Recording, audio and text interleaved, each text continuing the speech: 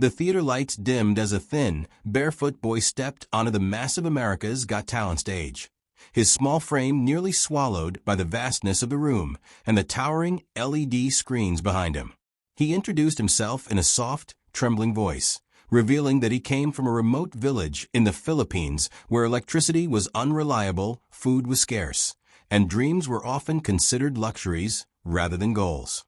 The audience leaned in immediately, sensing something fragile yet powerful in his presence. He spoke about waking up before sunrise each day to help his mother sell vegetables by the roadside, about studying by candlelight, and about singing not for applause, but to escape hunger, fear, and despair. His English was imperfect, but his sincerity needed no translation.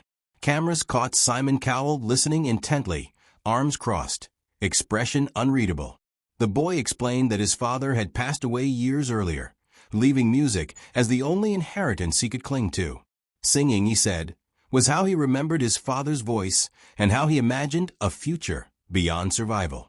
As he finished speaking, the room fell silent, not the awkward silence of uncertainty, but the heavy, reverent quiet that precedes something meaningful. Even before he sang a single note, the audience felt the weight of his story pressing against their hearts. When the music began, it was simple, just a soft piano backing that allowed his voice to stand naked and exposed. The first note wavered slightly, betraying his nerves, but within seconds it settled into something raw and astonishingly pure. His voice carried the texture of lived hardship, cracked in places, soaring in others, but always honest. As he sang the lyrics, about hope rising from ruin and light finding its way through darkness, felt less like words and more like confessions.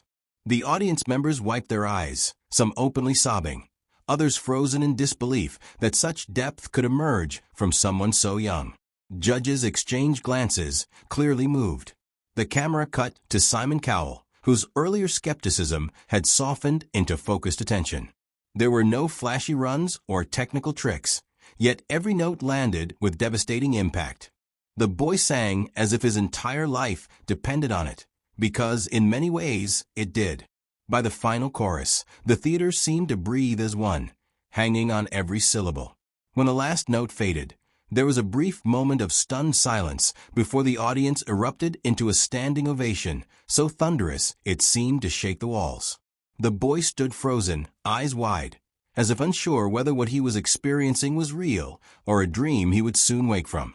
As the applause continued, the judges prepared to speak, but Simon Cowell raised his hand, signaling for quiet. The room hushed instantly. Known for his brutally honest critiques and high standards, Simon leaned forward and spoke carefully, choosing each word with precision. He praised the boy's courage and sincerity, but surprised everyone by saying that while the performance was emotionally powerful, it wasn't yet ready for the Golden Buzzer. Gasps rippled through the audience. Simon explained that the Golden Buzzer was not just about emotion.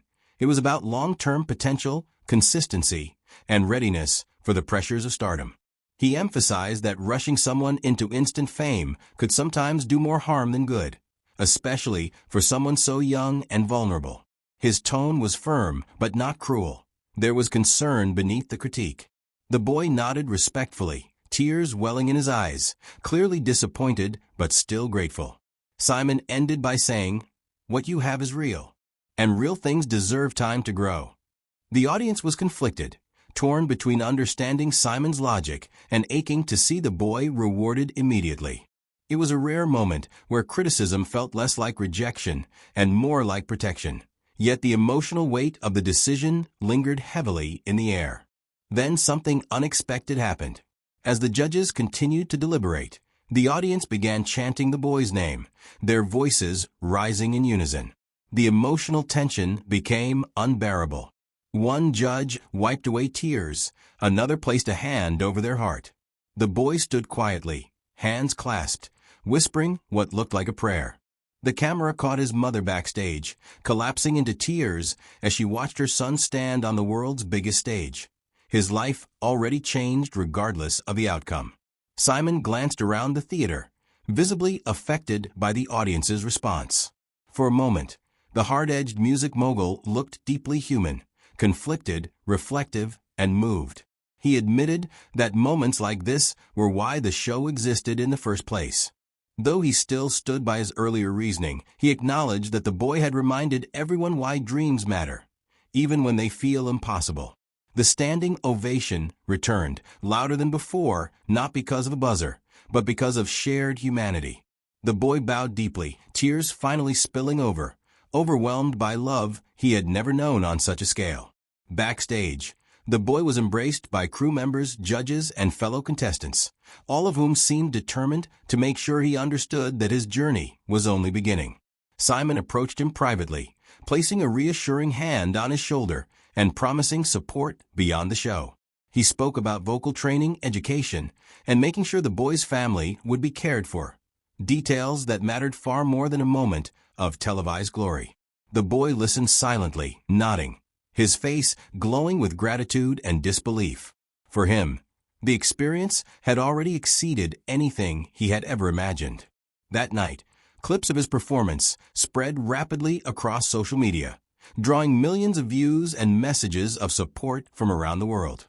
People weren't just praising his voice, they were rallying around his story. Donations poured in, opportunities emerged, and his village back home gathered around shared screens, watching their boy become a symbol of hope. Fame had arrived not with confetti, but with compassion. In the end, the boy did not leave the stage with a golden buzzer, but he left with something far more enduring. He left with validation, with opportunity, and with the knowledge that his voice mattered. Simon Cowell's decision, though controversial, sparked conversations about responsibility, mentorship, and what it truly means to change a life. The boy returned home temporarily, continuing his studies while training his voice, grounded by family and community. Months later, when he returned stronger, more confident, and still heartbreakingly sincere, the world listened again. His story became a reminder that talent can come from the most unexpected places, and that sometimes the greatest victories aren't instant. They're earned through patience, care, and belief. The tears shed that night weren't just for a performance. They were for resilience, for hope, and for a future rewritten by courage.